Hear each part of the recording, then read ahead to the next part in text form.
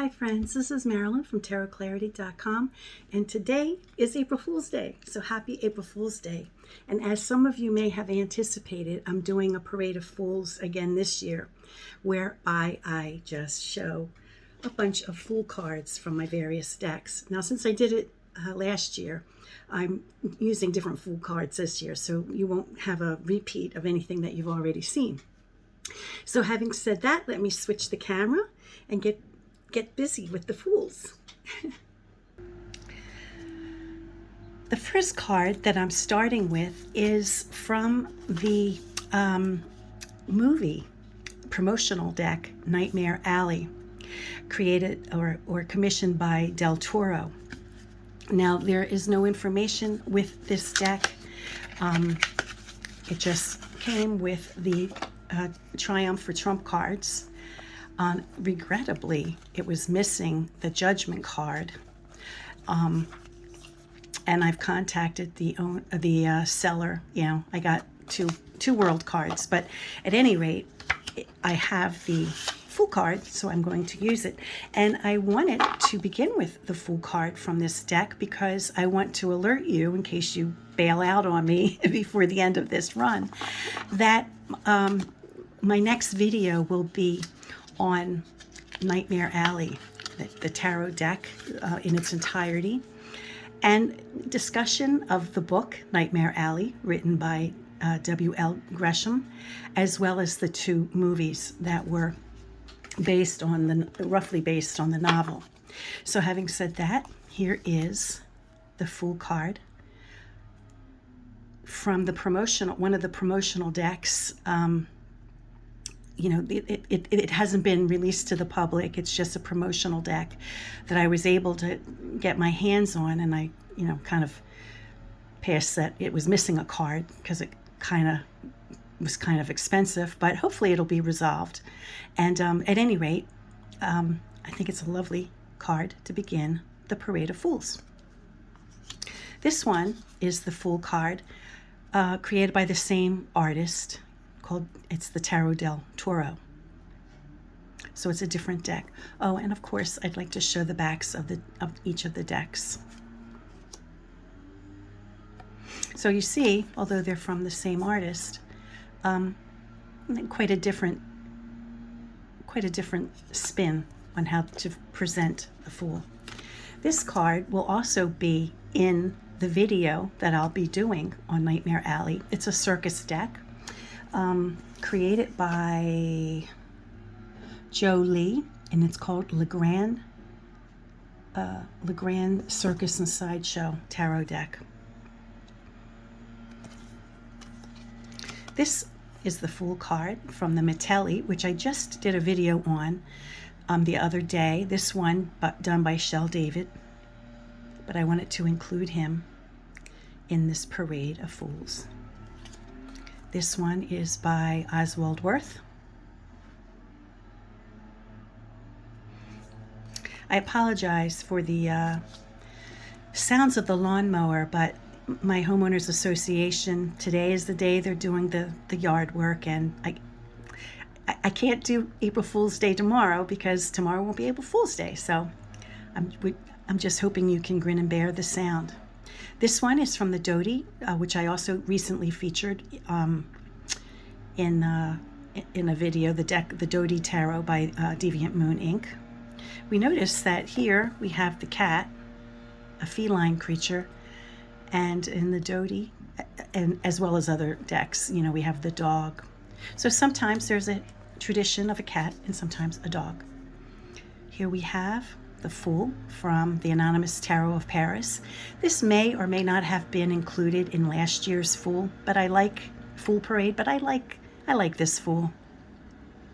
And I like that, he carries the staff with the image of a fool, the jester, which I've gone into in great detail in other videos about how sometimes it could be seen as a reflection, like a mirror reflection, but then it just kind of translated into being a face on a staff, as a reference to a 15th century or 1500s. I'm not sure if it's like the 1400s or 1500s, but there was a famous Italian play about an innkeeper, dueling innkeepers, and as they were represented on a staff, on the Fool card.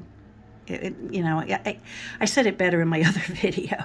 Now, given that this is not an Italian deck, it's a French deck, so, I don't know how much of that comes from Italian tradition, but you never know.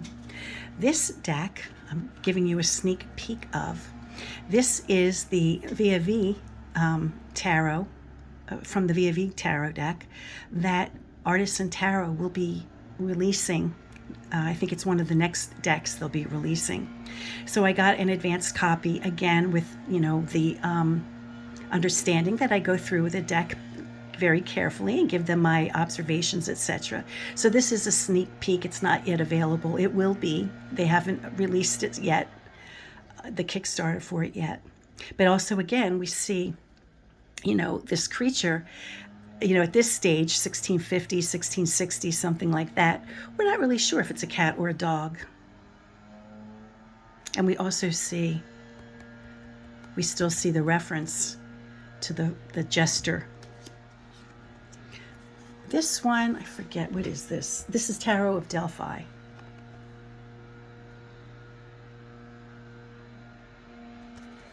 This one is not from the 007. That one I kept in its drawer, but this one is from the same deck, just with a different back, from Fergus Hall. I bought this in the 70s, just not 73.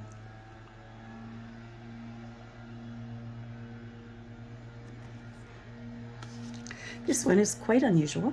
This is from the Orbifold Tarot by, I think, Michael Dixon. Let me see, make sure I get his name right. Michael Bridge Dixon. And all the cards of this deck are like design and color. And it's uncanny how the geometric design and color and border all seem to really feel just like the card they're supposed to represent, although it's totally abstract. This one is from Everyday Tarot, which obviously is a spin on Rider-Waite-Smith. And I like it because it's simple, it's very graphic. I like the art. And it was under $10, so how do you go wrong on that? Also, I haven't been mentioning, but in some of these decks, is tradition has it, is that, the Fool is often on the edge of something. Not always, but often. And if we recall, I'm just kind of backtracking so we can take a peek. If we recall that the first tarot that we're aware of, which were, the Visconti tarots, the Fool is standing at the edge of a cliff. It's very small. We only notice it at the very, very bottom.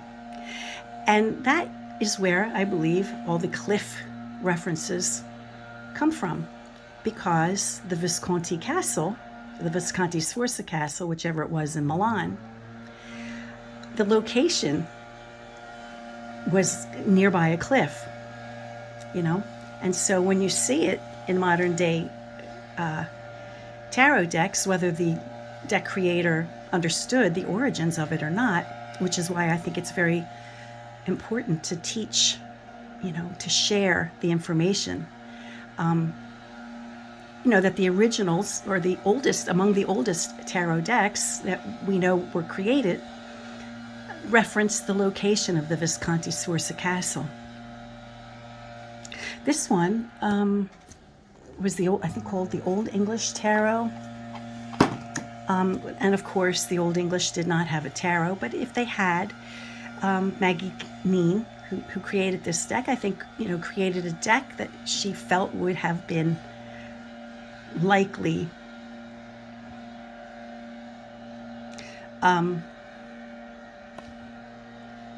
had the English had a tarot deck. I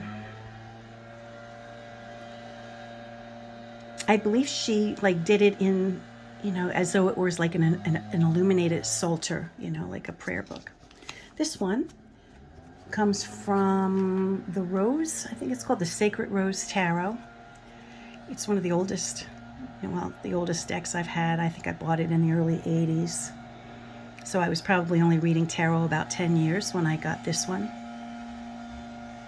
Very busy. This one is the Aquarius Tarot. It's one of my tarots in a tin. I like to use tarots in a tin when I travel.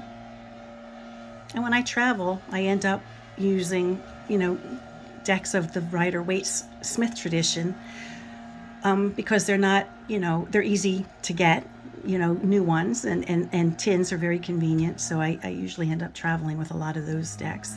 Do you remember Miss Cleo? Here is a deck from Miss Cleo's, here's a card from Miss Cleo's deck. I bought this a number of years ago.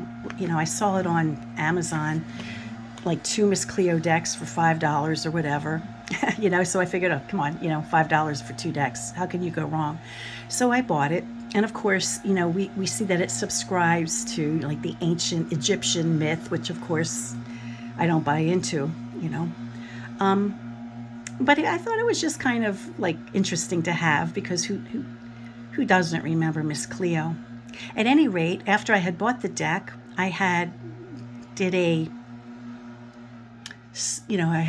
photograph, using these cards in a spread on my Instagram feed. I have 2 Instagram feeds, but I believe the feed that I posted it on was at the Tarot Reader. And she saw it because I tagged, Miss Cleo. And she saw it, and then we began a private direct messaging, back and forth about things.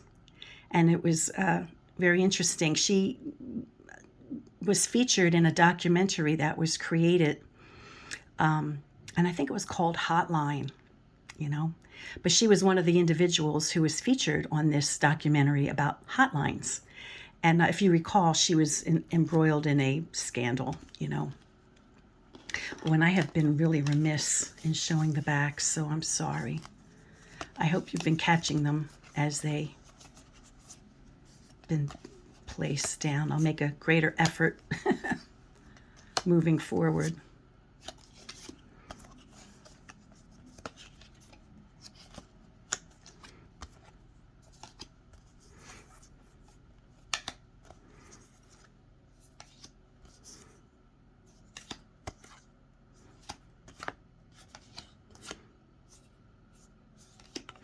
Okay, this one is the Chrysalis Tarot.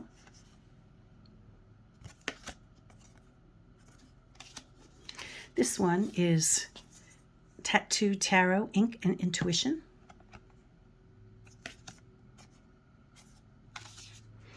This one is the Wisdom Seekers Tarot.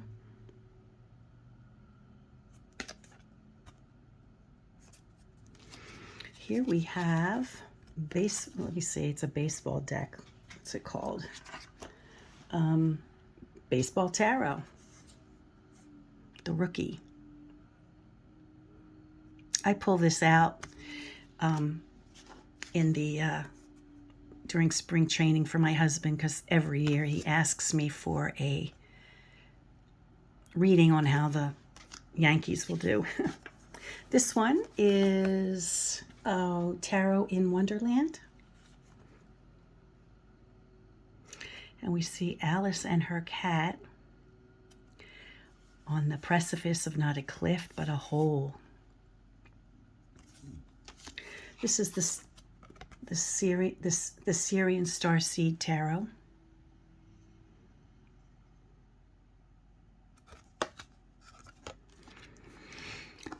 This is Tarot Illuminati. The cardstock is awful, but it came out with a lot of fanfare, within the past, 5 to 10 years ago. I kind of jumped in on the bandwagon, but I could live without it. And we conclude with the Dali Tarot. Its official name is Dali Tarot Universal, Universal Dali Tarot.